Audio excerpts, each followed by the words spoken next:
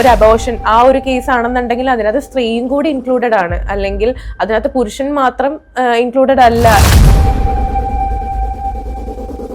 ഒരു മറ്റൊരാൾ ടച്ച് ചെയ്യാൻ, അത് സ്ത്രീ ആയിക്കോട്ടെ പുരുഷനായിക്കോട്ടെ, ടച്ച് ചെയ്യാൻ ഒരു പരിധി വിട്ട് മോശമായ ഒരു ബാഡ് ടച്ച് തിരിച്ചറിയാനുള്ള തിരിച്ചറിവ് ഒരു പെൺകുട്ടിക്ക് ഉണ്ടാകണ്ടേ? അവിടെ ഫുൾ സ്റ്റോപ്പ് ഇടാനും അവിടെ ആ കോൺവെർസേഷൻ നിർത്താൻ പറ്റിയാൽ എനിക്കിത് മനസ്സിലാകണം. ഒരു പരിധി വരെ, ഇപ്പോൾ ഒരു ഫ്ലാറ്റ് വരെ അല്ലെങ്കിൽ ഒരു ഹോട്ടൽ റൂം വരെയൊക്കെ ഒരു പെൺകുട്ടി എത്തുമ്പോൾ ആ പെൺകുട്ടിക്ക് അതിൽ പങ്കില്ലേ? രാഹുൽ മാങ്കുട്ടത്തിനെ ന്യായീകരിക്കുന്നതല്ല, മറിച്ച് രാഹുൽ ഈശ്വർ നടത്തുന്നത് ഒരു തരം പോരാട്ടമാണ്. ഈ രാഹുൽ മാങ്കുട്ടത്തിൽ വിഷയങ്ങളൊന്നും ചർച്ച ചെയ്യപ്പെട്ടില്ല എന്നുള്ളത് ഒരു വസ്തുതയാണ്. ജയിലിൽ പോകേണ്ടി വന്നപ്പോൾ നവകേരള സദസ്സിന്റെ പ്രതിഷേധവുമായിട്ട് ബന്ധപ്പെട്ട മാർച്ചിൽ അറസ്റ്റ് ചെയ്ത് ജയിലിൽ പോകുമ്പോൾ ആ ഒരു ഇതിൽ ആവേശത്തോടെ പോയി. പക്ഷെ ജയിലിന്റെ അകത്ത് ചെന്നപ്പോൾ കുറച്ച് ഒന്ന് ഡൗൺ ആയി. കാരണം അവിടുത്തെ സാഹചര്യങ്ങളും ഒറ്റപ്പെട്ടൊരു ഫീല് തോന്നി. ഞാൻ പെണ്ണായതുകൊണ്ട് ഒതുങ്ങി നിൽക്കണം, ഇതൊക്കെ പഴഞ്ചനാണ്. പോപ്പിൻസിന്റെ പുതിയൊരു എപ്പിസോഡിലേക്ക് സ്വാഗതം. ഇന്ന് നമ്മോടൊപ്പം ഉള്ളത് KSU സ്റ്റേറ്റ് ജനറൽ സെക്രട്ടറിയും ബ്ലോക്ക് പഞ്ചായത്ത് മെമ്പറും ആയിട്ടുള്ള മിവാ ജോളിയാണ്. നമസ്കാരം. നമസ്കാരം. എങ്ങനെയുണ്ട് വിജയം? അത് എന്താ പറയാ, എല്ലാ ആൾക്കാരും കൂടെ ഉണ്ടെന്നുണ്ടെങ്കിലും പ്രതീക്ഷിച്ചിട്ടുണ്ടായിരുന്നു ഇത് എനിക്ക് തന്നെയായിരിക്കും എന്നുള്ളത്? ഒരു കാരണം ഒരുപാട് പ്രതീക്ഷിച്ചിട്ടുണ്ടായിരുന്നില്ല. കാരണം LDFന്റെ സിറ്റിംഗ് സീറ്റ് ആയിരുന്നു. കാലങ്ങളായിട്ട് LDFന്റെ ഒരു കുത്തകയായിട്ടുള്ളൊരു ഏരിയ ആയിരുന്നു. അപ്പോ എന്റെ വാർഡിൽ നിന്ന് പുറത്തേക്ക് പോയി 9 വാർഡ് ഉൾപ്പെടുന്ന ഒരു ഡിവിഷൻ ആയിരുന്നല്ലോ. അപ്പോ ആധിപത്യം ഉള്ള LDFന്റെ സ്ഥാനാർത്ഥിയും സാഹചര്യങ്ങളും ഒക്കെ ഉള്ളപ്പോൾ വിജയം നമുക്ക് പ്രഡിക്റ്റ് ചെയ്യാൻ പറ്റുന്നതായിരുന്നില്ല. പക്ഷെ നമുക്ക് ചെയ്യാൻ പറ്റുന്ന ഒരു കാര്യം അതിൽ ഡെഡിക്കേറ്റഡ് ആയിട്ട് വർക്ക് എടുക്കുക എന്നുള്ളതായിരുന്നു. അതിൽ 100% സാറ്റിസ്ഫൈഡ് ആയി ചെയ്യാനായിട്ട് സാധിച്ചു എന്നുള്ളൊരു വിശ്വാസം ഉണ്ടായി. അപ്പോൾ ആ ഒരു വർക്കിന്റെ പുറത്താണ് ബാക്കി വിജയമൊക്കെ ജനങ്ങൾക്ക് വിട്ടുകൊടുത്ത് പിന്നെ അത് ജയിച്ചു എന്നറിഞ്ഞപ്പോൾ ഒരുപാട് സന്തോഷം തോന്നി. ജനം നമ്മളെ തിരഞ്ഞെടുത്തു, കൂടെ ഉണ്ട് എന്നറിഞ്ഞപ്പോൾ ഒരുപാട് സന്തോഷം തോന്നി. പാർട്ടി തന്ന അവസരത്തെ ഓർത്ത് ആ ഒരു അവസരം തന്നപ്പോൾ അതിന് നല്ല രീതിയിൽ വർക്ക് എടുക്കാനും വിജയിക്കാനും സാധിച്ചു എന്ന് അറിഞ്ഞപ്പോൾ ഒരുപാട് സന്തോഷം. ഈ LDFന്റെ കുത്തകയായിരുന്നു എന്ന് പറഞ്ഞിട്ടുള്ള ഒരു ഇതുണ്ടല്ലോ. കാരണം എന്താന്ന് വെച്ച് കഴിഞ്ഞാൽ ഇപ്പോൾ ഈ ഇലക്ഷന്റെ സമയത്ത് ഒരുപാട് വിഷയങ്ങൾ ഇങ്ങനെ വന്നിട്ടുണ്ടായിരുന്നു. ഇപ്പൊ UDF അംഗങ്ങൾക്കൊക്കെ ഈ രാഹുൽ മാങ്കൂട്ടത്തിൽ വിഷയം ഭയങ്കര ഒരു പ്രശ്നമായിട്ട് മാറുമോ, അല്ലെങ്കിൽ ഞങ്ങൾക്ക് പണിയാകുമോ എന്നൊക്കെ തോന്നിയിട്ടുണ്ടായിരുന്നോ? അതൊന്നും ഈ തദ്ദേശ തെരഞ്ഞെടുപ്പിലെ പ്രവർത്തനങ്ങളെ ബാധിച്ചില്ല എന്ന് തന്നെ ഉറപ്പിച്ചു പറയാനായിട്ട് സാധിക്കും. കാരണം നമുക്ക് തദ്ദേശ തെരഞ്ഞെടുപ്പ് എന്ന് പറയുമ്പോൾ നമ്മളോടൊപ്പം നമ്മുടെ നാട്ടുകാരോടെ അവരുടെ ഒരു പ്രതിനിധിയെ തെരഞ്ഞെടുക്കുന്ന ഒരു തെരഞ്ഞെടുപ്പാണ്. അതുണ്ടെന്നുണ്ടെങ്കിലും ഇപ്പൊ UDFകാരെന്നുള്ളത് ഒറ്റൊരു ഇതിനകത്താണല്ലോ. പൊളിറ്റിക്കലായിട്ട് പറയുമ്പോ വിഷയങ്ങളൊക്കെ വരുന്നുണ്ടെങ്കിലും ഈ രാഹുൽ മാങ്കൂട്ടത്തിൽ വിഷയങ്ങളൊന്നും ചർച്ച ചെയ്യപ്പെട്ടില്ല എന്നുള്ളത് ഒരു വസ്തുതയാണ്. അതിനുള്ള സാഹചര്യം അവിടെ ഇല്ല. കാരണം നാടിനെ സംബന്ധിച്ച് പറയുമ്പോൾ ഒരുപാട് പ്രതിസന്ധി ഘട്ടത്തിലൂടെ പോകുന്ന ഒരു സാഹചര്യം, ഒരുപാട് വിഷയങ്ങൾ നമുക്ക് മുന്നിലുണ്ട്. ഇപ്പോ ഒരു വാർഡിലൊരു വോട്ട് അഭ്യർത്ഥിച്ച് ഒരു സ്ഥാനാർത്ഥി ഓരോ വീടുകൾ കയറി ചെല്ലുമ്പോൾ ആ വീട്ടുകാർക്ക് പറയാൻ ഒരുപാട് കാര്യങ്ങൾ അവരുടെ നാട്ടിൽ തന്നെ ഉള്ളപ്പോ അവരുടെ കുടിവെള്ള പ്രശ്നം, അവരുടെ വേസ്റ്റിന്റെ പ്രശ്നം, വേസ്റ്റ് മാനേജ്മെന്റിന്റെ പ്രശ്നം, ഡ്രെയിനേജ് ഇഷ്യൂസ്, അതുപോലെ അവരുടെ റോഡുകളുടെ പ്രശ്നം, അവര് ജീവിക്കുന്ന സാഹചര്യങ്ങളിലെ ലൈഫ് സ്റ്റൈലിലുള്ള പ്രശ്നങ്ങൾ തന്നെ അവർ പറയുമ്പോൾ അവർക്ക് പറയാൻ ഒരുപാടുണ്ടായി. അപ്പൊ ആ ഒരു സാഹചര്യത്തിൽ പൊളിറ്റിക്സ് കടത്തി പറയാനായി അല്ലെങ്കിൽ ചർച്ച ചെയ്യാനായിട്ടുള്ള ഒരു ഇടം അവിടെ കുറവായിരുന്നു എന്നുള്ളത് തന്നെയാണ്. അത് ചർച്ച ചെയ്യപ്പെട്ടില്ല എന്ന്. അതുകൊണ്ട് തന്നെ നമ്മുടെയൊക്കെ പ്രചരണത്തിന്റെ ഇടയിൽ അതൊരു ചർച്ചയായില്ല, അതിന്റെ ഒരു കടന്നു വരവുണ്ടായിരുന്നില്ല. അങ്ങനെ നല്ല രീതിയിൽ തന്നെ പ്രചരണം മുമ്പോട്ട് പോകാനും ഒരു തടസ്സവും ഇല്ലാതെ ഈ പറയുന്ന പുറത്ത് എന്തൊക്കെ തന്നെ പൊളിറ്റിക്കൽ വിഷയങ്ങൾ ഉണ്ടെങ്കിലും അതൊന്നും ഇതിനെ ബാധിക്കാതെ. ഇപ്പൊ ആ ഒരു വിഷയത്തില് മിവയുടെ ഒരു പക്ഷം ഉണ്ടാവുമല്ലോ, ഉള്ളിലുള്ള ഒരു പക്ഷം ഉണ്ടാവുമല്ലോ, അത് എങ്ങനെയായിട്ടാ ഫീൽ ചെയ്തത്? ഈ ഒരു വിഷയം, ഈ രാഹുൽ മാങ്കൂട്ടത്തിൽ വിഷയം, എതിർ സ്ഥാനത്ത് ഒരു പെൺകുട്ടിയാണ്. അപ്പൊ ആ ഒരു മൊത്തത്തില് നമ്മൾ കേൾക്കുമ്പോഴേക്കും ഏത് ഒരു പക്ഷം പിടിക്കാനാണ് ആഗ്രഹം അല്ലെങ്കിൽ വിചാരിക്കുന്നത്? ഇതിൽ പക്ഷം എന്നതിലപ്പുറം ആര് തന്നെ ഈ പറയുന്ന തെറ്റ് ആര് തന്നെ ചെയ്താലും അതിനൊരിക്കലും ന്യായീകരിക്കില്ല. ഇപ്പോ ഈ ഒരു വ്യക്തി പറഞ്ഞ രാഹുൽ മാങ്കൂട്ടത്തിലായിക്കോട്ടെ, ഈ നമ്മളിപ്പോ കേട്ടുകൊണ്ടിരിക്കുന്ന വിഷയങ്ങളിൽ ഒരു തരത്തിലും ആ ചെയ്ത വ്യക്തിയെ ന്യായീകരിക്കാൻ ഞാൻ പേഴ്സണലി താല്പര്യപ്പെടുന്നില്ല. പിന്നെ നമുക്ക് നമ്മൾ ജീവിക്കുന്ന സാഹചര്യത്തിൽ ഒരുപാട് പ്രശ്നങ്ങളും കാര്യങ്ങളും ഇപ്പോൾ ഒരു പെൺകുട്ടി എന്നുള്ള നിലയിൽ ഒരുപാട് പ്രശ്നങ്ങൾ ഇതുപോലെ സോഷ്യൽ മീഡിയയിൽ ഇടപെടുമ്പോഴായാലും മറ്റുള്ളവരായിട്ട് സൗഹൃദത്തിലാകുമ്പോഴായാലും നമുക്ക് ഒരുപാട് അനുഭവങ്ങൾ ഉണ്ടാകും. അപ്പോൾ അതിനൊക്കെ ഒരു പരിഹാരം ആകാൻ ഈ സമൂഹത്തിലെ നിയമങ്ങൾക്ക് സാധിക്കുമെന്ന് ഉറച്ചു വിശ്വസിക്കുന്ന ഒരാളാണ്. കാരണം ഒരുപാട് പെൺകുട്ടികൾ ഇത്തരത്തിലുള്ള വിഷയങ്ങളുടെയൊക്കെ പേരിൽ ആത്മഹത്യ വരെ ചെയ്യുന്ന ഒരു കാലഘട്ടമാണ്. അപ്പോൾ ആ തരത്തിൽ ഒരു ജീവന് ഭീഷണിയാകുന്ന തരത്തിലേക്കൊക്കെ പോകുമ്പോൾ അതിന് ഒരു പരിധിവരെ തടയിടാൻ ഇവിടുത്തെ നിയമങ്ങൾക്ക് സാധിക്കും. നിയമം നമ്മുടെ നാട്ടിൽ തന്നെ നിയമങ്ങളുണ്ട്. അപ്പോ തീർച്ചയായിട്ടും അതിനെ ആശ്രയിക്കാം എന്നുള്ളതാണ്. ഒരിക്കലും ഈ പറയുന്ന തെറ്റ് ആര് ചെയ്താലും അതിനെ ന്യായീകരിക്കില്ല. ഇതിപ്പോ അതിനകത്ത് വേറൊരു പക്ഷം ആൾക്കാർ പറയുന്നത്, നമ്മളിങ്ങനെ സോഷ്യൽ മീഡിയയിൽ കൂടെ ഇങ്ങനെ സ്ക്രോൾ ചെയ്യുമ്പോൾ കാണുന്നതാണ്, ഇത് സ്ത്രീയും കൂടെ കൂട്ട് നിന്നിട്ടല്ലേ എന്നുള്ളൊരു കാര്യം. പെട്ടെന്ന് നോക്കുമ്പോൾ അതും ശരിയായിട്ടുള്ളൊരു കാര്യമായിട്ട് എനിക്ക് ഇടയ്ക്കൊക്കെ ഫീൽ ചെയ്യാറുണ്ട്. അവരും കൂടെ അതിനകത്ത് ഭാഗമാണല്ലോ. ഇല്ലെങ്കിൽ ഇപ്പോൾ ഒരു അബോർഷൻ ആ ഒരു കേസ് ആണെന്നുണ്ടെങ്കിൽ അതിനകത്ത് സ്ത്രീയും കൂടി ഇൻക്ലൂഡഡ് ആണ്, അല്ലെങ്കിൽ അതിനകത്ത് പുരുഷൻ മാത്രം ഇൻക്ലൂഡഡ് അല്ല. ഇത് മൊത്തത്തിൽ പറഞ്ഞാൽ 3 പേരും കുറ്റക്കാരാണ് എന്നുള്ള രീതിയിലേക്ക് എനിക്കൊരാൾ മെസ്സേജ് അയച്ചാൽ അയാളുടെ സൗഹൃദപരമായി നമ്മൾ മെസ്സേജ് അയക്കുന്നു, സംസാരിക്കുന്നു, സംഭാഷണത്തിൽ ഏർപ്പെടുന്നു. ഒരു സമയം കഴിയുമ്പോൾ ആ ഒരു സംഭാഷണ രീതിയിൽ വ്യത്യാസം സംഭവിക്കുമ്പോൾ, അവരുടെ സംസാര രീതി മാറുമ്പോൾ എനിക്കത് മനസ്സിലാകണം. ഒരു പെൺകുട്ടി എന്നുള്ള നിലയിൽ, എനിക്ക് ഒരു പ്രായപൂർത്തിയായിട്ടുള്ള ഒരു പെൺകുട്ടി എന്നുള്ള നിലയ്ക്ക് മനസ്സിലാക്കാൻ പറ്റും എന്നാണ് എന്റെ വിശ്വാസം. അനുഭവങ്ങളുടെ വെളിച്ചത്തിൽ പറയട്ടെ, അത്തരത്തിലുള്ള ഒരു വ്യതിയാനങ്ങൾ ഉണ്ടാകുമ്പോൾ അവിടെ ഫുൾ സ്റ്റോപ്പ് ഇടാൻ എനിക്ക് സാധിക്കും, എനിക്ക് സാധിച്ചിട്ടുമുണ്ട്. അവിടെ ഫുൾ സ്റ്റോപ്പ് ഇടാനും അവിടെ ആ കോൺവെർസേഷൻ നിർത്താൻ പറ്റിയാൽ അതാ പെൺകുട്ടിയുടെ വിജയമാണ്. അങ്ങനെ ആകണം ഒരു പെൺകുട്ടി. അവിടെ ഒരു അസാധാരണ രീതിയിലേക്ക് ഒരു ചാറ്റ് കടന്നു പോകുമ്പോൾ അതിനെ പ്രോത്സാഹിപ്പിച്ചു വിടുന്ന ഒരു രീതി, ഇപ്പൊ ഞാൻ അതിനെ പ്രോത്സാഹിപ്പിച്ച് അതിനനുസരിച്ച് സംഭാഷണം നീട്ടിക്കൊണ്ടു പോയാൽ എവിടം വരെ എത്തും എന്നുള്ളത് എനിക്ക് തന്നെ ആലോചിക്കാൻ പറ്റുന്നില്ല. അപ്പോൾ നമ്മളെ നിയന്ത്രിക്കേണ്ടത് നമ്മൾ തന്നെയാണെന്ന് ഉറച്ചു വിശ്വസിക്കുന്നു. അതുപോലെ എന്നെ ഒരു അപകടത്തിലേക്ക് കൊണ്ടുപോയി ചാടിക്കാൻ ഞാൻ മുൻകൈ എടുക്കണം. ഞാൻ വിചാരിക്കണം ഒരു പെൺകുട്ടി എന്നുള്ളപ്പുറം എന്നോട് മോശമായിട്ട് സംസാരിക്കാൻ, എന്നോട് വേറൊരു രീതിയിൽ സംസാരിക്കാൻ, അല്ലെങ്കിൽ എൻ്റെ ശരീരത്തിൽ ടച്ച് ചെയ്യാൻ മറ്റൊരാൾ ടച്ച് ചെയ്യാൻ, അത് സ്ത്രീ ആയിക്കോട്ടെ പുരുഷനായിക്കോട്ടെ, ടച്ച് ചെയ്യാൻ ഒരു പരിധി വിട്ട് മോശമായ ഒരു ബാഡ് ടച്ച് തിരിച്ചറിയാനുള്ള ഒരു തിരിച്ചറിവ് ഒരു പെൺകുട്ടിക്ക് ഉണ്ടാകണ്ടേ? അത് ഉണ്ടാകണം. അപ്പോൾ ഒരു പരിധി വരെ, ഇപ്പോൾ ഒരു ഫ്ലാറ്റ് വരെ അല്ലെങ്കിൽ ഒരു ഹോട്ടൽ റൂം വരെയൊക്കെ ഒരു പെൺകുട്ടി എത്തുമ്പോൾ ആ പെൺകുട്ടിക്ക് അതിൽ പങ്കില്ലേ? തീർച്ചയായിട്ടും ഒരു ജനപ്രതിനിധി അത് അങ്ങനെയുള്ളൊരു കാര്യങ്ങളിൽ ഏർപ്പെട്ട് കുറ്റകരമായിട്ടുള്ള കാര്യങ്ങളൊക്കെ ചെയ്താൽ അത് തെറ്റ് തന്നെയാണ്. അയാൾ അതിന് ശിക്ഷിക്കപ്പെടണം. പക്ഷെ ഒരു പെൺകുട്ടി ഈ പറയുന്ന ഏതെങ്കിലും ഒരു പുരുഷൻ വിളിച്ചു കൊണ്ടുപോകുമ്പോൾ പോയി അവിടെ അയാളുടെ ആഗ്രഹത്തിന് വേണ്ടി നിന്നു കൊടുക്കേണ്ട ഒരു വസ്തുവല്ലല്ലോ ഒരു പെൺകുട്ടി എന്ന് പറയുന്നത്. സ്ത്രീയുടെ ശരീരം ഏറ്റവും ശ്രേഷ്ഠമായിട്ടുള്ളൊരു, അത് സംരക്ഷിക്കേണ്ട ഒരു ഉത്തരവാദിത്വം നമുക്ക് തന്നെ ഇല്ലേ? സമൂഹത്തിനേക്കാൾ ഉപരി നമുക്കല്ലേ അതിന്റെ ഉത്തരവാദിത്വം. അപ്പൊ ഒരു ചെറിയൊരു ഹലോ ഹായ് ചാറ്റിൽ നിന്നും ഒരു ഹോട്ടൽ റൂം വരെ എത്തണമെങ്കിൽ ഒരു പെൺകുട്ടി വിചാരിക്കണം. അത് അവിടെ എത്താതെ അതിൻ്റെ ഇടയിൽ തടയിടാൻ ഒരു പെൺകുട്ടിക്ക് സാധിക്കണം.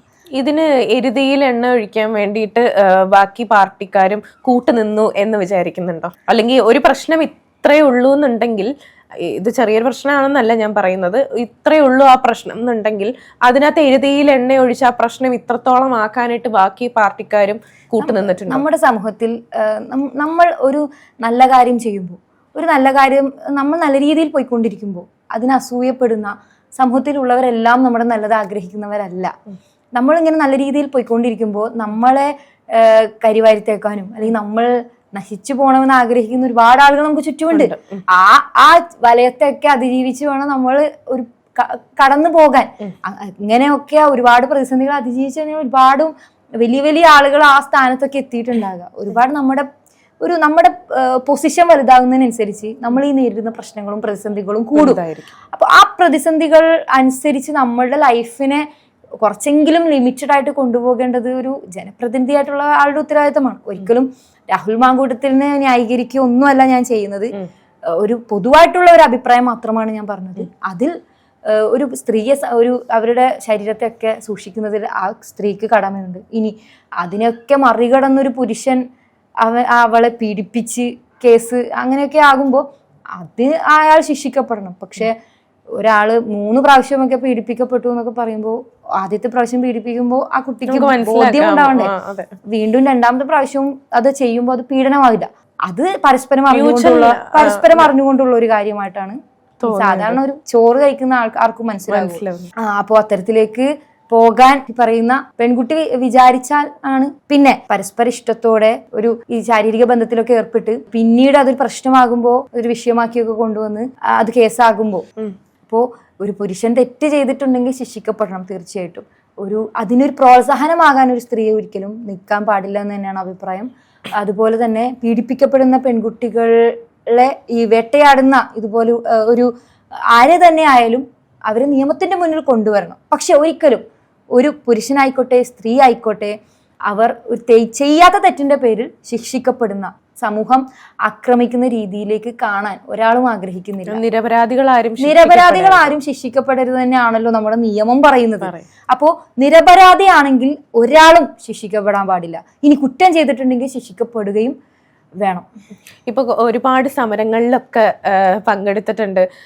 അതിൻ്റെതായിട്ടുള്ള ബുദ്ധിമുട്ടുകളും കാര്യങ്ങളും ഒക്കെ അറിയാവുന്ന ഒരാളാണ്. പെട്ടെന്നൊരു നമ്മളൊക്കെ പറയുന്ന പോലെ ഒരു പെൺകുട്ടി അവിടെ നിൽക്കുമ്പോഴേക്കും നമുക്ക് അത് ഭയങ്കര ഒരു ഇതാണ്, അവരതിനു വേണ്ടി ഫൈറ്റ് ചെയ്യുന്നു എന്നൊക്കെ കാണുമ്പോൾ നമുക്ക് ഒരു പ്രൗഡ് ഫീലാണ്. അതിനപ്പുറം ഈ എന്താ പറയുക, പോലീസുകാരും അല്ലെങ്കിൽ ബാക്കിയുള്ള ആൾക്കാരും ഇതിൻ്റെ ഇടയിൽ ഒരു പെൺകുട്ടീനെ ഒരു ഫിസിക്കൽ അസോൾട്ട് അങ്ങനെയുള്ള കാര്യങ്ങളിലേക്കൊക്കെ ഇത് ഇടയ്ക്ക് പോകാറുണ്ട്.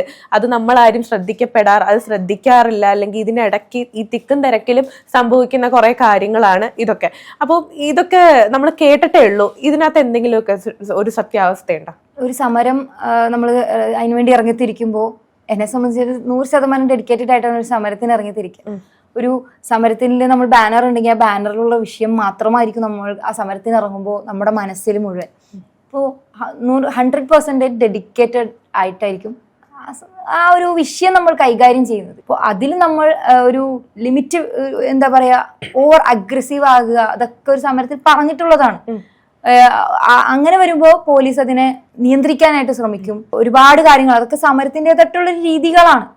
പോലീസ് ലാത്തി ചാർജ് ഉപയോഗിക്കും, ഗ്രനേഡ് ഉപയോഗിക്കും, ഇതൊക്കെ ഉണ്ട്. പക്ഷെ ഒരു ഇന്റൻഷനലി അത് ആ ഒരു സാഹചര്യത്തിൽ അല്ലാതിരിക്കുമ്പോഴും ഈ ഒരു പിണറായി വിജയന്റെ കാലഘട്ടം, ഭരണകാലഘട്ടത്തിൽ പോലീസിന് ഒരു നിലപാടില്ലാത്ത ഒരു സാഹചര്യത്തിലേക്ക് പോകുന്ന ഒരു കാഴ്ച നമ്മൾ കണ്ടതാണ്.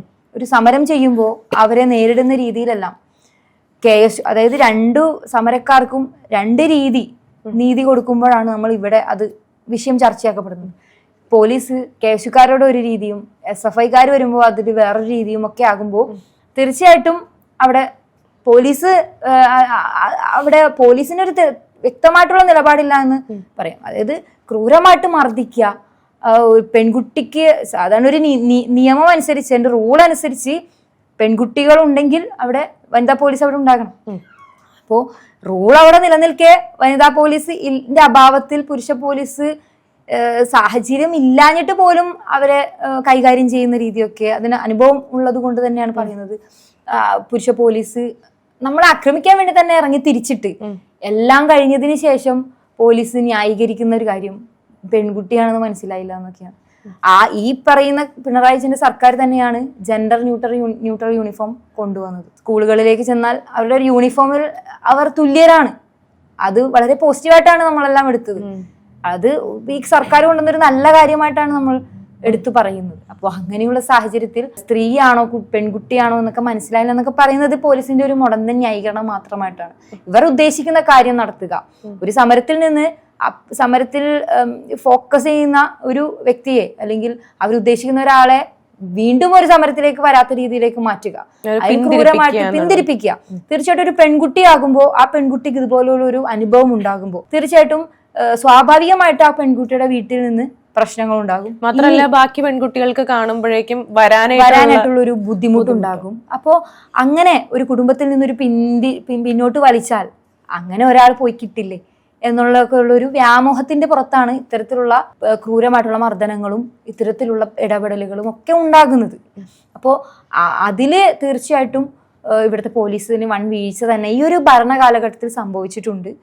അതിന് അവർക്കൊരു കൃത്യമായിട്ടൊരു ന്യായീകരണവും നടത്താൻ സാധിച്ചിട്ടില്ല. ഞാനൊക്കെ ഒരുപാട് നിയമ പോരാട്ടങ്ങളൊക്കെ നടത്തിയിട്ടുണ്ട്. പക്ഷെ അവർക്ക് ഈ പറയുന്ന ഭരണത്തിന്റെ തണലിൽ അവർക്കനുസരിച്ച് അവർക്ക് ഇഷ്ടമുള്ള സ്ഥലത്തേക്ക് സ്ഥലമാറ്റം കൊടുക്കുക, അവർക്ക് ഇഷ്ടപ്പെട്ട സാഹചര്യത്തിനനുസരിച്ച് അങ്ങോട്ട് മാറ്റുക, അവരെ രക്ഷപ്പെടുത്തുക എന്നുള്ളത് മാത്രമാണ് നിയമത്തിന്റെ ഭാഗത്തു നിന്ന് ഈ ഭരണത്തിന്റെ തണലിൽ അവർക്ക് ലഭിച്ചിട്ടുള്ളതെന്നല്ലാതെ നമ്മൾ കൊടുത്ത പോരാട്ടത്തിന് അർഹമായിട്ടുള്ള നീതി നമുക്ക് ലഭിച്ചിട്ടില്ല. ഇപ്പൊ പെൺകുട്ടി ആയതുകൊണ്ട് അത് ചെയ്തുകൂടാ, അല്ലെങ്കിൽ പെൺകുട്ടി ആയതുകൊണ്ട് ഇങ്ങനെയുള്ള കാര്യങ്ങൾക്ക് പുറപ്പെട്ടുകൂടാ, കുറച്ചൊന്ന് ഒതുങ്ങണം എന്നുള്ള രീതിയിൽ ഒരുപാട് കേട്ടിരിക്കും എന്ന് ഞാൻ വിശ്വസിക്കുന്നു. തീർച്ചയായിട്ടും പെൺകുട്ടി അല്ലേ എന്ന് ചോദിക്കുന്ന ഒരു സാഹചര്യം, ഒരു പെണ്ണല്ലേ അത് ഇത്രയൊക്കെ വേണോ, നീ ആൺകുട്ടി അല്ല എന്ന് പറയുന്ന ഒരു സാഹചര്യം. ഇവിടെ ഒരു ആണ് പെണ്ണ് എന്ന് പറയുന്ന ഒരു സാഹചര്യം തന്നെ ഇല്ല. എൻ്റെ ഒരു ഇതില് ആണായാലും പെണ്ണായാലും ആൺകുട്ടിയായാലും പെൺകുട്ടിയായാലും നമ്മൾ മുന്നിൽ നിൽക്കുന്ന നമ്മുടെ സമൂഹമാണ്. ആ സമൂഹത്തിൽ വരുന്ന പ്രശ്നങ്ങളാണ്. ആ പ്രശ്നങ്ങളെ നമ്മൾ നേരിടുന്നത് അവർക്ക് വേണ്ടിയിട്ടാണ്. ഒരിക്കലും സ്വന്തം കാര്യത്തിന് വേണ്ടി വീട്ടിലേക്ക് ഭക്ഷണം ഉണ്ടാക്കാനോ അരി വെക്കാനോ ഒന്നും അല്ലല്ലോ ഒരു സോഷ്യലി ഇൻവോൾവ് ആയിട്ടുള്ള ഒരു പ്രസ്ഥാനത്തിൽ പ്രവർത്തിക്കുന്ന ആരും തന്നെ മുന്നിട്ടിറങ്ങുന്നത്. അവരുടെ മനസ്സിലുള്ള ഒരു ലക്ഷ്യം പൊതുപ്രവർത്തനമാണ്. ആ പൊതുപ്രവർത്തനത്തിന് തിരഞ്ഞെടുക്കുന്ന വ്യത്യസ്ത രാഷ്ട്രീയ പാർട്ടികൾ, ഇപ്പൊ എനിക്ക് എന്റെ പൊതുപ്രവർത്തനത്തിന് വേണ്ടി ഞാൻ തിരഞ്ഞെടുത്ത എന്റെ പ്ലാറ്റ്ഫോം ആണ് എന്റെ പാർട്ടി, എന്റെ പ്രസ്ഥാനം എന്ന് പറയുന്നത്. ആ പ്രസ്ഥാനത്തിൽ നിന്നുകൊണ്ട് നമ്മൾ പ്രവർത്തിക്കുന്നു. അതിൽ ആണിനും പെണ്ണിനും തുല്യനീതിയായിരിക്കണം. അപ്പോ ഞാൻ പെണ്ണായതുകൊണ്ട് ഒതുങ്ങി നിൽക്കണം, ഇതൊക്കെ പഴഞ്ചനാണ്. ഇപ്പോ ആര് തന്നെ ആയാലും 100% ഡെഡിക്കേറ്റഡ് ആയിട്ട് ചെയ്യുന്ന വർക്കിന്, ചെയ്യുന്ന പ്രവർത്തനങ്ങൾക്ക്, ചെയ്യുന്ന പോരാട്ടത്തിന് തീർച്ചയായിട്ടും അതിനുള്ള റിസൾട്ട് നമുക്ക് ലഭിക്കുമെന്നുള്ളത് തെളിഞ്ഞിട്ടുള്ള കാര്യങ്ങളാണ്, പാരമ്പര്യമായിട്ട് തെളിഞ്ഞിട്ടുള്ള കാര്യങ്ങളാണ്. അതുകൊണ്ട് ആണ് പെണ്ണ് എന്നുള്ള വ്യത്യാസമൊന്നും ഇതിലില്ല. വരുന്ന ഒരുപാട് ഇനി മുന്നോട്ട് വരാൻ ഒരുപാട് പെൺകുട്ടികൾ ഇതിലേക്കൊക്കെ പൊതുപ്രവർത്തന രംഗത്തേക്കൊക്കെ വരാൻ ഒരുപാട് ആഗ്രഹിക്കുന്നുണ്ട്. കുടുംബത്തിലെ പിന്നോട്ട് വലിക്കൽ കൊണ്ടും പ്രോത്സാഹനമില്ലാത്തത് കൊണ്ടും ഇതുപോലെയുള്ള സംസാരങ്ങളിൽ വീണു പോകുന്നത് കൊണ്ടും ഒക്കെ ഒരുപാട് പേർ വീട്ടിലിരിക്കുന്നു എന്ന് മാത്രമേ ഉള്ളൂ. അതുപോലെ ഒരുപാട് പെൺകുട്ടികൾ ഇപ്പോൾ ഒരുപാട് പെൺകുട്ടികൾ ഈ രംഗത്തുണ്ട്. സമര രംഗത്തായാലും പ്രസ്ഥാനത്തിന് വേണ്ടി പ്രവർത്തിക്കുന്ന പോരാട്ടം നടത്തുന്ന കൂട്ടത്തിലെല്ലാം സമൂഹത്തിൽ നന്മ ചെയ്യുന്ന, നല്ല സാമൂഹ്യ പ്രവർത്തനം നടത്തുന്ന, ചാരിറ്റികൾ നടത്തുന്നതിലെല്ലാം ഓരോ സംഘടനകളുടെ തലപ്പത്ത് വരെ പെൺകുട്ടികളുടെ സാന്നിധ്യം നമുക്ക് കാണാനായിട്ട് സാധിക്കും. നമ്മളിപ്പോ ഈ ഇലക്ഷന്റെ സമയത്ത് നമ്മളിപ്പം ഏത് സ്ഥലത്തേക്ക് നോക്കിയാലും ഒരുപാട് പെൺകുട്ടികൾ ഉണ്ട്. എനിക്കൊന്ന് കഴിഞ്ഞ പ്രാവശ്യത്തെക്കാട്ടിലും കൂടുതൽ ഒരു യൂത്ത്, ആ ഒരു രീതിയിൽ യുവജനത നമ്മളുടെ ഇടയിലേക്ക് വരുന്നുണ്ട്, അല്ലെങ്കിൽ അവർക്ക് ആ ഒരു മനസ്സ് അവർ കാണിക്കുന്നുണ്ട്. ഞാനൊക്കെ വിചാരിച്ചിരുന്നത് എന്താ വെച്ചാൽ, ഓക്കെ രാഷ്ട്രീയം ഒന്നും ഇല്ലാത്തതാണ്, അല്ലെങ്കിൽ രാഷ്ട്രീയം ഒന്നും അവർക്ക് വലിയ പ്രശ്നമൊന്നുമല്ല, ആര് ജയിച്ചാലും തോറ്റാലും ഒന്നും ഇവർക്ക് വലിയ വിഷയമൊന്നുമില്ല, അങ്ങനെയാണ് ഇപ്പോഴത്തെ ഇനി ഒരു യൂത്തിന്റെ ഒരു പോക്കെന്നാണ് ഞാൻ വിചാരിച്ചിരുന്നത്. പക്ഷെ ഈ പ്രാവശ്യത്തെ ഇലക്ഷൻ എന്നെ ഭയങ്കരമായിട്ട് ഞെട്ടിച്ചു കളഞ്ഞു. കാരണം ഒരുപാട് ചെറിയ ചെറിയ പെൺകുട്ടികൾ, അല്ലെങ്കിൽ 18 വയസ്സ് കഴിഞ്ഞു കഴിഞ്ഞാൽ കുറെ പെൺകുട്ടികൾ ഇലക്ഷന് നിൽക്കുന്നുണ്ട്. അവരുടെ ആ ഒരു സ്പിരിറ്റ് എന്ന് പറഞ്ഞു കഴിഞ്ഞാൽ അത് എടുത്തു പറയേണ്ട ഒരു കാര്യമല്ലേ? തീർച്ചയായിട്ടും ഈ ഒരു ഇലക്ഷനിൽ നമ്മൾ കണ്ട ഏറ്റവും വലിയ ശ്രദ്ധിക്കപ്പെട്ട ഒരു കാര്യം, ഒരുപാട് പെൺകുട്ടികൾ, അതും ഈ 21 വയസ്സ് മുതൽ ചെറുപ്പക്കാരായിട്ടുള്ള ഒരുപാട് പെൺകുട്ടികൾ ഈ മത്സര രംഗത്തേക്ക് മത്സരിച്ചു എന്നുള്ളതാണ്. അപ്പോൾ അത് തന്നെ ഇപ്പൊ ഈ വളർന്നു വരുന്ന, മാറിക്കൊണ്ടിരിക്കുന്ന ഒരു സാഹചര്യത്തിൽ, ഈ കാലഘട്ടത്തിന്റെ മാറ്റത്തിന് ഒരു എന്താ പറയാ അപ്ഡേറ്റഡ് ആയിട്ടുള്ള ഒരു കാലഘട്ടത്തിന്റെ ഒരു തെളിവ് തന്നെയാണ് ഇത്തരത്തിൽ പെൺകുട്ടികൾ, അതും ഒരുപാട് വീട്ടിൽ ഒതുങ്ങിയിരിക്കുന്നു എന്ന് പറയുന്നിടത്ത് നിന്ന് സമൂഹത്തിന് വേണ്ടി പൊരുതാൻ, അല്ലെങ്കിൽ നാട്ടിലെ ജനങ്ങൾക്ക് വേണ്ടി അവരുടെ ഒരു പ്രതിനിധിയായിട്ട് ഞാൻ നിൽക്കാൻ തയ്യാറാണ് എന്ന് മനസ്സിൽ ഉറപ്പിച്ചിട്ട് മാത്രമേ ഒരാൾക്ക് മത്സര രംഗത്തേക്ക് ഇറങ്ങാൻ സാധിക്കൂ. അപ്പോൾ ജയിക്കാൻ വേണ്ടിയാണല്ലോ നമ്മൾ മത്സരിക്കുന്നത്, ഒരിക്കലും തോൽക്കാൻ വേണ്ടി ഒരാൾ മത്സരിക്കാൻ ഇറങ്ങില്ല. അപ്പോൾ അങ്ങനെ ഒരാൾ ഇറങ്ങിത്തിരിക്കുന്നുണ്ടെങ്കിൽ, തയ്യാറാവുന്നുണ്ടെങ്കിൽ, അതിനർത്ഥം ആ കുട്ടി അതിന് തയ്യാറാണ് എന്നുള്ളതാണ്, സന്നദ്ധമാണ് എന്നുള്ളതാണ്, ഡെഡിക്കേറ്റഡ് ആണ് എന്നുള്ളതാണ്. അപ്പോൾ അത് കഴിഞ്ഞ കാലങ്ങളിലൊന്നും നമ്മൾക്ക് കാണാൻ സാധിക്കാത്ത ഒരു കാര്യം കൂടിയാണ്. അപ്പോൾ അതിനർത്ഥം ഒരുപാട് യുവാക്കൾ അപ്ഡേറ്റഡ് ആണ്. ഈ കാലഘട്ടത്തിന്റെ അനിവാര്യമായിട്ടുള്ളൊരു കാര്യമാണ് രാഷ്ട്രീയം എന്ന് ഈ പറയുന്ന യുവതലമുറക്ക് മനസ്സിലായി എന്നുള്ളതാണ്. ഒരുപാട് ആളുകൾ രാഷ്ട്രീയപരമായിട്ട് ചിന്തിക്കുന്ന ഒരുപാട് പേരുണ്ട് എങ്കിലും അതിൽ നിന്നെല്ലാം വ്യത്യസ്തമായി അതിനെല്ലാം മറികടന്നുകൊണ്ട് ഒരു വലിയൊരു വിഭാഗം ആളുകൾ, യുവതലമുറ ഈ ട്രെൻഡിനൊപ്പമാണ്. ഈ സൗഹൃദപരമായിട്ടുള്ള രാഷ്ട്രീയം, അതുപോലെ ആളുകൾക്ക് നന്മ ചെയ്യുന്ന, നല്ലത് മാത്രം ചെയ്യുന്ന, അതിന്റെ നെഗറ്റീവ് സൈഡിനെ ഒരുപടി മാറ്റി വെച്ചിട്ട്, നെഗറ്റീവ് സൈഡ് ഇല്ല എന്ന് ഞാൻ പറയുന്നില്ല, പക്ഷെ നെഗറ്റീവ് സൈഡ് ഉണ്ടാകുമ്പോൾ അതിനെ തരണം ചെയ്യാനും ആ പ്രസ്ഥാനം കൊണ്ട് നമുക്ക് സാധിക്കുമെന്ന് ഉറച്ചു വിശ്വസിച്ചിട്ട് തന്നെയാണ് അവർ രംഗത്തേക്ക് ഇറങ്ങുന്നത്. അപ്പോൾ ഈ കാലഘട്ടത്തിലെ ഏറ്റവും ഇമ്പോർട്ടൻ്റ് ആയിട്ടുള്ള ഒരു കാര്യം തന്നെയാണ്, ഈ സമൂഹത്തിന് ആവശ്യമുള്ളതാണ് എന്ന് മനസ്സിലാക്കിക്കൊണ്ട് തന്നെയാണ് ഈ യുവാക്കൾ ഇതിനു വേണ്ടി ഇറങ്ങുന്നത്. അത് ഒരുപാട് സന്തോഷം നൽകുന്ന കാര്യമാണ്. അങ്ങനെ ഒരുപാട് പേർ ഇപ്പൊ തന്നെ ജയിച്ച് പ്രതിനിധികളായിട്ടുണ്ട്. അവരെല്ലാം ഇനി സമൂഹത്തിന് വേണ്ടി വാർഡ് മെമ്പറായും ബ്ലോക്ക് പഞ്ചായത്ത് മെമ്പറായും കൗൺസിലർമാരായും ജില്ലാ പഞ്ചായത്തിലേക്ക് വരെ ചെറിയ പ്രായത്തിലുള്ള കുട്ടികൾ, യുവാക്കളായിട്ടുള്ള ആളുകൾ വന്നിട്ടുണ്ട്. അതൊക്കെ അവരെ തെരഞ്ഞെടുത്തത് ഈ ജനമാണ് എന്നുള്ളതും ഈ ജനങ്ങൾക്ക് ഇവരിലാണ് പ്രതീക്ഷ എന്നുള്ളതും അവർ നൽകുന്നൊരു മെസ്സേജാണ്. അത് നല്ലൊരു ഈ ബാക്കിയുള്ള പുതുതലമുറയ്ക്ക് നൽകുന്ന ഒരു വലിയൊരു മെസ്സേജ് കൂടിയിട്ടാണ്. ഇപ്പോൾ നമ്മളുടെ അടുത്തുള്ള ആൾക്കാരാകുമ്പോഴേക്കും നമുക്ക് ഒരു വീട്ടിൽ നിൽക്കുന്ന ഒരു ഫീലായിരിക്കും, അല്ലെങ്കിൽ വീട്ടിൽ മത്സരിക്കാൻ നിൽക്കുന്ന ഒരു ഫീലായിരിക്കും. അങ്ങനത്തെ ഒരു ഫീലായിരുന്നു, ഒരു ഹോംലി ഫീലായിരുന്നു ഈ ഒരു ഇലക്ഷന് ഫീൽ ചെയ്തത്? അത് തീർച്ചയായിട്ടും. നമ്മൾ ഒരു മത്സര രംഗത്തേക്ക് മത്സരിക്കുന്നു എന്നുള്ളൊരു വ്യത്യാസം മാത്രമേ ഉള്ളൂ. ബാക്കിയെല്ലാം നമ്മൾ ഡെയിലി കാണുന്ന ആളുകൾ, നമ്മൾ പുറത്തേക്ക് ഇറങ്ങിക്കഴിഞ്ഞാൽ നമ്മൾ കണ്ടു ചിരിക്കുന്ന, നമ്മുടെ ചുറ്റുപാടുമുള്ള നമ്മുടെ അയൽവക്കക്കാരായിട്ടുള്ള, നമ്മൾ നടന്നു പോകുമ്പോൾ വഴിയിൽ കാണുന്ന ആളുകൾ, നമ്മൾ എന്തെങ്കിലും കാര്യങ്ങൾക്ക് കടന്നു ചെല്ലുമ്പോൾ, വീട്ടുകളിലേക്ക് ചെല്ലുമ്പോൾ നമ്മൾ കാണുന്ന ആളുകൾ, ഒരു കല്യാണ വീട്ടിൽ പോകുമ്പോൾ നമ്മൾ കാണുന്ന ആളുകൾ, ഇപ്പോൾ അങ്ങനെ നമ്മൾ നിരന്തരം കാണുന്ന ആളുകളുടെ ഇടയിലേക്ക് വോട്ട് അഭ്യർത്ഥിച്ചുകൊണ്ട് പോകുന്നു എന്നുള്ളൊരു വ്യത്യാസം മാത്രമേ ഉള്ളൂ. ഒരുപാട് സന്തോഷം കൂടുതലുള്ള കാര്യം എന്ന് പറഞ്ഞാൽ അവരിൽ ഒരാളായി അവരെ പ്രതിനിധീകരിച്ച് അവർക്ക് വേണ്ടി നിൽക്കാൻ ഞാൻ സന്നദ്ധനാണ് എന്ന് പറഞ്ഞുകൊണ്ടാണ് നമ്മൾ അവരിലേക്ക് ഇറങ്ങുന്നത്. അപ്പോൾ നമ്മളെ കേൾക്കുന്ന നാട്ടുകാർക്കും ഇത് ഓർത്ത് സന്തോഷമാണ്. കാരണം നമ്മുടെ നാട്ടുകാരായിട്ടുള്ള, നമ്മൾ അറിയുന്ന ഒരാള് ഇതുപോലെ നമ്മുടെ വാർഡിനെ നയിക്കാൻ, അല്ലെങ്കിൽ വാർഡ് മെമ്പറായി, അല്ലെങ്കിൽ ബ്ലോക്ക് പഞ്ചായത്തിനെ നയിക്കാനൊക്കെ ജനപ്രതിനിധികളായി വരുന്നു എന്നൊക്കെ പറയുമ്പോൾ ചുറ്റുമുള്ള ആളുകൾക്കും നാട്ടുകാർക്കും ഒക്കെ സന്തോഷം നൽകുന്ന കാര്യമാണ്. അതുകൊണ്ട് നേരത്തെ പറഞ്ഞ പോലെ ഒരു ഹോംലി ഫീല് തന്നെയാണ് ഈ ഒരു തെരഞ്ഞെടുപ്പ് കാലഘട്ടത്തിൽ ലഭിച്ചിട്ടുള്ളത്. ഒരുപാട് സന്തോഷവും ഒരുപാട് ആളുകളുമായിട്ടുള്ള പരിചയപ്പെടാത്ത ആളുകളെ പരിചയപ്പെടാനും അവരുമായിട്ടൊരു വ്യക്തിബന്ധം ഉണ്ടാക്കുവാനും ഒക്കെ സാധിച്ച ഒരു നല്ല നിമിഷങ്ങളാണ് ഈ തെരഞ്ഞെടുപ്പ് കാലം സമ്മാനിച്ചത്. ഇപ്പൊ പിണറായി വിജയനെ കരിങ്കൊടി കാണിച്ചു, ആ ഒരു വിഷയം എനിക്ക് തോന്നുന്നു സോഷ്യൽ മീഡിയയിൽ ഭയങ്കരമായിട്ട് വന്നിട്ടുള്ളൊരു കാര്യമായിരുന്നു. അന്നേരം നമ്മളെല്ലാവരും വിചാരിക്കുന്നത് ആരാണ് ഈ പെൺകുട്ടി, ഇതാരാണ് ഈ പെൺകുട്ടി എന്നുള്ള രീതിയിൽ ഒരുപാട് പോസ്റ്റുകളും കാര്യങ്ങളും ഒക്കെ വന്നിട്ടുണ്ടായിരുന്നു, കമന്റ്സ് വന്നിട്ടുണ്ടായിരുന്നു. ഈ സമയം എങ്ങനെയായിരുന്നു മാനേജ് ചെയ്തത്? കാരണം എന്താണെന്ന് വെച്ചാൽ ഒരുപാട് സ്ഥലത്തുനിന്ന് മോശമായിട്ടുള്ള മെസ്സേജുകളും ഒക്കെ വരാനായിട്ട് ചാൻസ് ഉള്ളൊരു സ്ഥലമാണ്, അപ്പൊ ആ ഒരു സമയമാണ്. അപ്പോൾ ഇതെങ്ങനെയായിരുന്നു മാനേജ് ചെയ്ത് പോയിക്കൊണ്ടിരുന്നത്? പേടി തോന്നിയിരുന്നു ഒരു ചെറിയൊരു പോയിന്റ് എത്തിയപ്പോഴെങ്കിലും? നമ്മൾ മുന്നിട്ടിറങ്ങി തന്നെയാണ് ആ ഒരു പ്രതിഷേധത്തിനൊക്കെ ഇറങ്ങിയത്, കരിങ്കൊടി കാണിച്ചതും ഒക്കെ. കാലങ്ങളായി ഇപ്പോൾ പിണറായി വിജയൻ അടക്കം ഇതുപോലുള്ള സമരങ്ങളിലൂടെയൊക്കെ തന്നെ പ്രസ്ഥാനത്തിലൊക്കെ പ്രവർത്തിച്ച് വളർന്നു വന്ന ആളുകളാണല്ലോ. അപ്പോൾ ഇതൊക്കെ നാട്ടില് കാലങ്ങളായി ഉള്ള പ്രതിഷേധ രീതിയൊക്കെ തന്നെയാണ്. പക്ഷെ നമ്മൾ ഇതിനു വേണ്ടി ഇറങ്ങി തിരിച്ചപ്പോ ഒരു ആവേശവും നമ്മുടെ ഉള്ളിലുള്ള ഒരു ഊർജവും ആ പ്രസ്ഥാനത്തോടുള്ള ആവേശവും, അതുപോലെ അവരെ ഭരിക്കുന്ന ആളുകളോടുള്ള ആ ഒരു വിയോജിപ്പും അത്തരത്തിലുള്ള ആ ഒരു വികാരം എല്ലാം കൂടി ആ ഒരു പ്രതിഷേധത്തിൽ പ്രകടമായി എന്നുള്ളത് ശരിയാണ്. പിന്നീട് അത് പറഞ്ഞ പോലെ ചർച്ച ചെയ്യപ്പെട്ടപ്പോ തീർച്ചയായിട്ടും നമ്മളൊരു ഇതിലേക്ക് ഇറങ്ങിത്തിരിക്കുമ്പോൾ സമൂഹത്തിലുള്ള ആളുകൾ അത് കാണുമ്പോൾ തീർച്ചയായിട്ടും അതിൽ പോസിറ്റീവായിട്ട് പ്രതികരിക്കുന്ന ആളുകൾ ഉണ്ടാകും. കൂടുതലും പോസിറ്റീവായിട്ട് അതിനെ ഏറ്റെടുത്ത ആളുകളാണ് ഉണ്ടായിരുന്നത്. പക്ഷെ ഒരു സൈഡിൽ അതിന് നെഗറ്റീവായി അതിനെ ഏത് രീതിയിൽ ആ വ്യക്തി അല്ലെങ്കിൽ ആ കുട്ടിയെ തളർത്താം എന്ന് ചിന്തിച്ച ഒരു വിഭാഗം ആളുകളും കൂട്ടത്തിലുണ്ട്. അത് ആ എതിർ രാഷ്ട്രീയ പാർട്ടിയിൽ വിശ്വസിക്കുന്ന ആളുകളും അതിന്റെ സൈബർ ഇടങ്ങളിലെ ആളുകളൊക്കെ ഉണ്ടാകാം. പക്ഷെ അതിനെ അങ്ങനെ ഒരുപാട് കമന്റുകളും ഒരുപാട് വിമർശനങ്ങളൊക്കെ നമ്മുടെ പേരിൽ വന്നിട്ടുണ്ട്. ഇപ്പോൾ എൻ്റെ ഡ്രസ്സിങ് രീതി, ഇപ്പോൾ ഷർട്ടും പാൻസും ആകുമ്പോൾ ആ രീതിയിൽ ഇപ്പോൾ ആണാണോ പെണ്ണാണോ എന്നുള്ള രീതിയിലൊക്കെ കമന്റുകളും കാര്യങ്ങളും ഒക്കെ വന്നിട്ടുണ്ട്.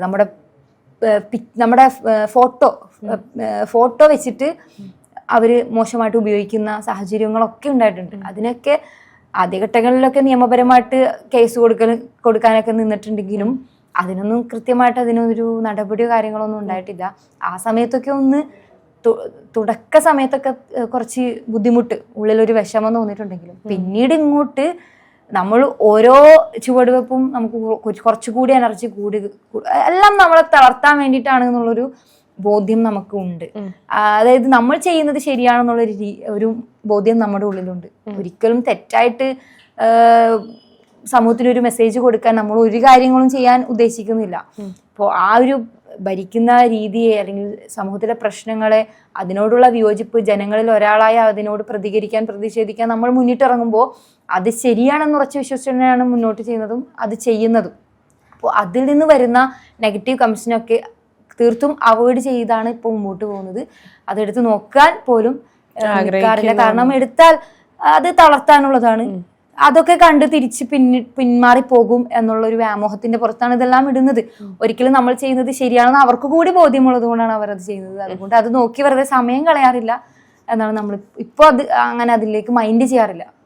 ഇപ്പോൾ ഒരുപാട് പ്രശ്നങ്ങളുടെയൊക്കെ പേരിൽ ഇങ്ങനെ ജയിലിൽ പോകേണ്ട ഒരു അവസ്ഥയൊക്കെ വന്നപ്പോഴേക്കും അത് മാനസികമായിട്ട് തളർത്തിയിട്ടുണ്ടോ വീട്ടുകാരെയും വിവേനൊക്കെ?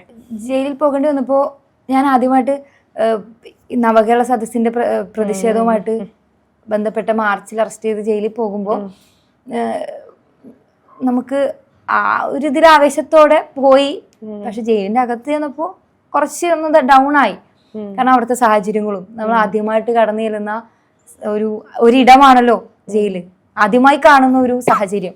അപ്പോൾ അതിൻ്റെതായിട്ടുള്ള ഒരു ഫീല്, വിഷമം തോന്നി.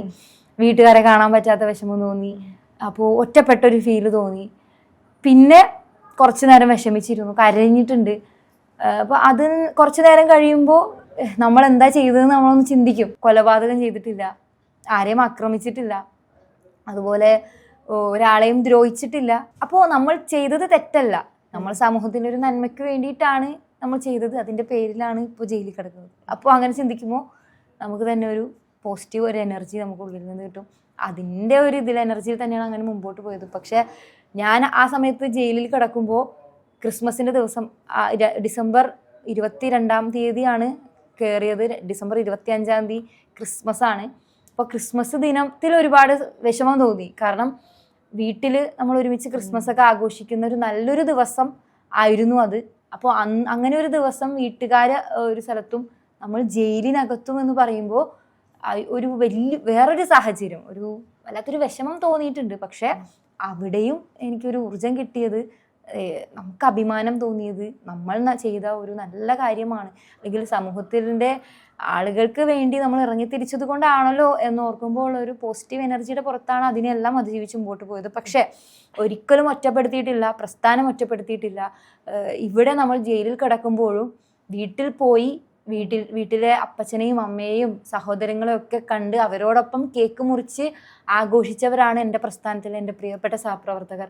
ജയിലിൽ നിന്ന് ഇറങ്ങി വീട്ടിലെത്തി ആ വീഡിയോസും അവർ ക്രിസ്മസ് ആഘോഷിച്ച സഹപ്രവർത്തകരോടൊപ്പം എൻ്റെ കുടുംബം ക്രിസ്മസ് ആഘോഷിച്ച വീഡിയോസൊക്കെ കണ്ടപ്പോൾ ഒരുപാട് കണ്ണ് നിറഞ്ഞു പോയി. കാരണം നമ്മൾ ഒറ്റപ്പെടുത്തുന്നതല്ല നമ്മുടെ പ്രസ്ഥാനം എന്നുള്ളൊരു ഉറച്ച ബോധ്യം നൽകുന്നത് ഒന്നായിരുന്നു. ചേർത്ത് നിർത്തുന്ന ഒരു പ്രസ്ഥാനം കൂടെ ഉണ്ടെന്നുള്ളൊരു വിശ്വാസം, കൂടുതൽ കരുത്തോടെ നമ്മുടെ കൂടെ ഉണ്ടെന്നുള്ളൊരു തോന്നലൊക്കെ ഉണ്ടാകുന്നുണ്ട്. അതുകൊണ്ട് തന്നെ അതൊക്കെ തന്നെയാണ് മുന്നോട്ട് ഇത്രയും ശക്തമായിട്ട് തന്നെ മുമ്പോട്ട് നയിക്കാനൊക്കെ ശക്തി പകരുന്നത് അതൊക്കെ തന്നെയാണ്. ഇപ്പൊ രാഹുൽ ഈശ്വർ വിഷയത്തിലും ഇവക്ക് ഫീൽ ചെയ്യുന്നത് എന്താണ്? കാരണം എന്താ വെച്ചാൽ എനിക്ക് ഫീൽ ചെയ്തത് എന്താണെന്ന് വെച്ചാൽ പീഡിപ്പിച്ചു എന്ന് പറയപ്പെടുന്ന ആള് പുറത്തിരുന്ന് ചായ കുടിക്കുന്നു, പേര് പറഞ്ഞു എന്ന് പറഞ്ഞ ഒരാളെ ജയിലിലിടുന്നു, ജാമ്യം കിട്ടുന്നില്ല.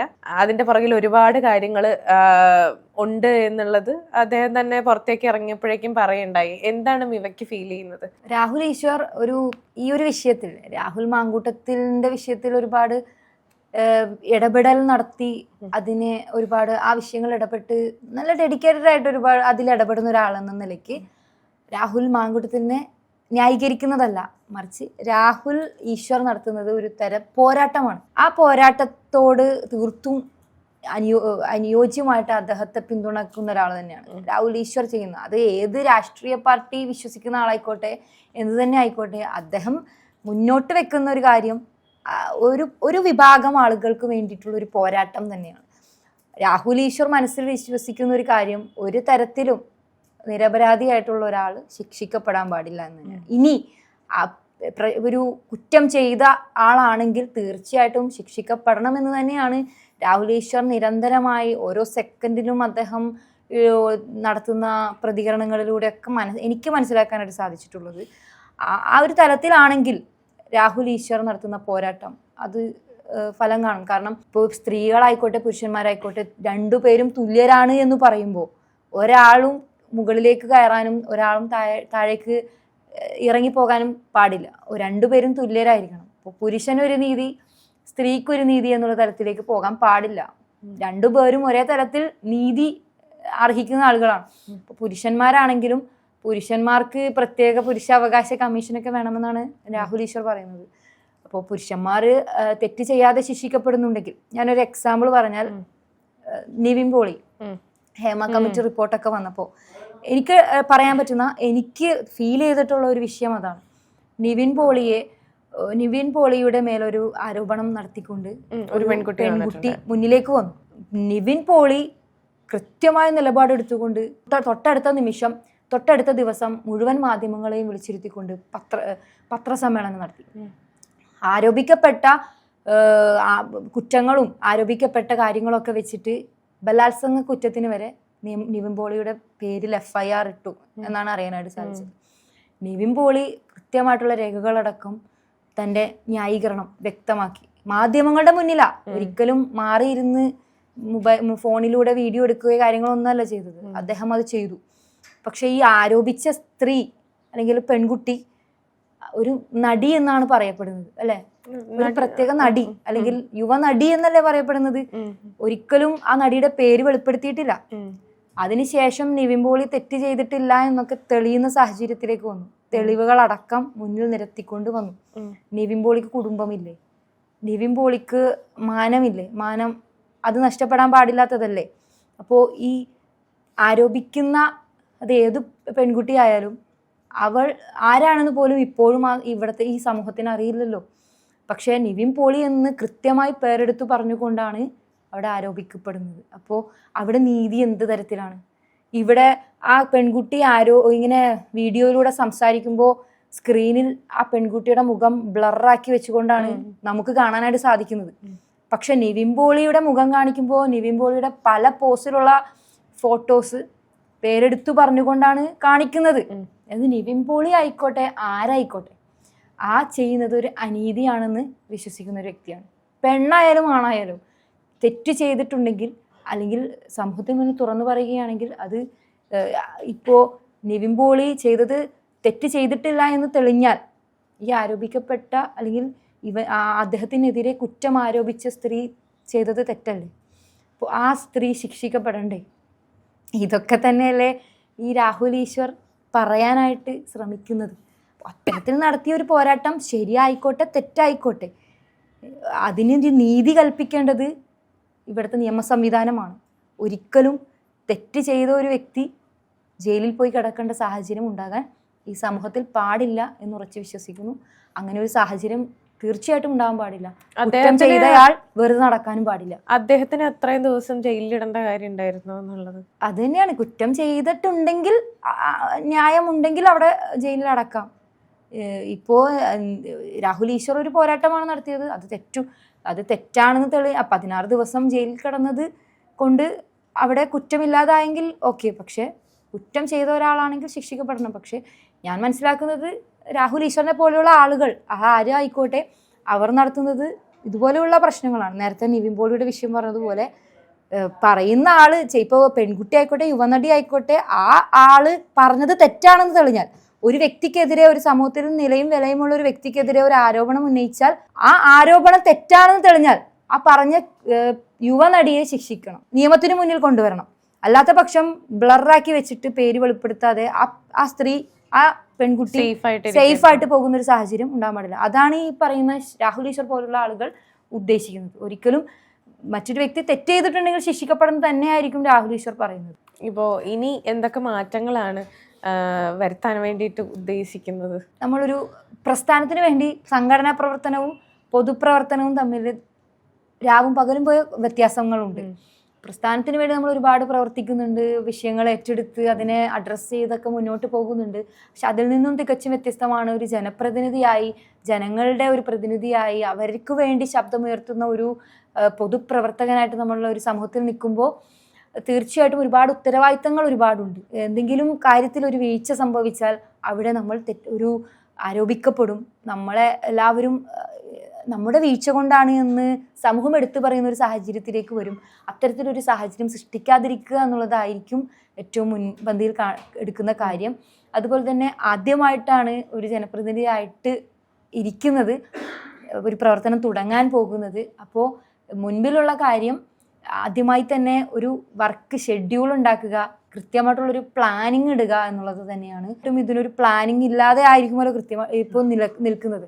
അതിൽ നിന്നും ഒരു ഷെഡ്യൂൾ ചെയ്ത ഒരു കാര്യം, നമ്മുടെ ചുറ്റുപാടുമുള്ള വ്യത്യസ്ത രാഷ്ട്രീയ പാർട്ടികളിലുള്ള ആളുകളുണ്ടാകും, വ്യത്യസ്ത രീതിയിൽ സമൂഹത്തിൽ നല്ലത് ചെയ്യുന്ന വിവിധ സംഘടനകളുണ്ടാകും, അതിൻ്റെ തലപ്പത്തിരിക്കുന്നവരുണ്ടാകും, ആശാ വർക്കർമാരുണ്ടാകും, ഈ പഞ്ചായത്തിലായാലും ഓരോ കാര്യങ്ങളിൽ ഓരോ ഫീൽഡിലും അത് ഏറ്റെടുത്ത് പ്രവർത്തിക്കുന്ന ഒരുപാട് ആളുകളുണ്ടാകും. അപ്പോൾ അവരെയെല്ലാം കണ്ടുപിടിച്ച് അല്ലെങ്കിൽ അവരെയെല്ലാം നേരിട്ട് പരിചയപ്പെട്ട് എല്ലാം മനസ്സിലാക്കി, ഓരോ ആളുകളെയും മനസ്സിലാക്കി കൃത്യമായിട്ടുള്ള വർക്ക് പ്ലാൻ ഉണ്ടാക്കി, അതുപോലെ തന്നെ ഓരോ വാർഡിലെയും വിഷയങ്ങൾ കൃത്യമായിട്ട് ലിസ്റ്റ് ചെയ്ത് ആ വിഷയങ്ങളിൽ ഓരോരുത്തരുടെയും ഓരോ മുക്കിലും മൂലമുള്ള പ്രശ്നങ്ങൾ വരെ നമ്മളൊന്ന് ലിസ്റ്റ് ചെയ്ത് അതിൽ പ്രയോറിറ്റി ഏതിന് കൊടുക്കണമെന്ന് ചിന്തിച്ച് ആദ്യം അഡ്രസ്സ് ചെയ്യപ്പെടേണ്ട കാര്യം ഏതാണ് എന്ന് കൃത്യമായിട്ട് മനസ്സിലാക്കി, എന്നിട്ട് ശേഷം മാത്രം വർക്ക് ഇംപ്ലിമെൻ്റ് ചെയ്യുക എന്നുള്ള രീതി തന്നെയാണ്